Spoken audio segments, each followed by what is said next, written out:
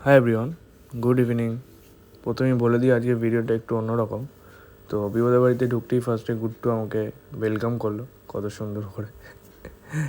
তারপর আমি ভেতরে গিয়ে দেখি কিচেনের মধ্যে আমাদের হেড শেফ রিবো সব কাটাকুটি করছে। সব রেডি ফেডি করে কড়াই তেল ঢেলে আমাদের রান্না শুরু হলো। কীভাবে রান্না হচ্ছে সেটা তোমরা আস্তে আস্তে ভিডিও দেখলেই জানতে পারবে।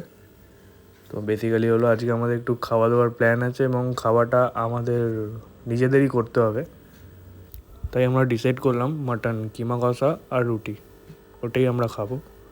দেন কিমা কষাটা আমরা বানাতে স্টার্ট করে দিয়েছিলাম। আমার হেড শেফ রিবো আর আমি ওর অ্যাসিস্ট্যান্ট, আমরা দুজন মিলেই প্রায় পুরো রান্নাটা করেছি, তখনও কেউ আসেনি।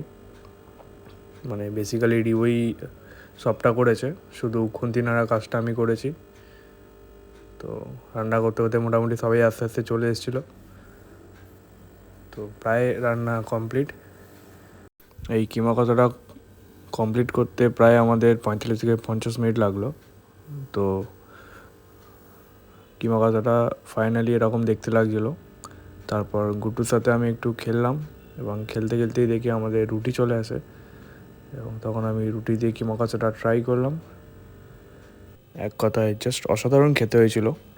তারপর আমি ছাদে চলে যাই ফুল গাছ দেখতে এবং আমি ফুল গাছ দেখি। তোমাদের ভিডিওটা ভালো লাগলে লাইক কমেন্ট শেয়ার করে দিও। চলো টাটা।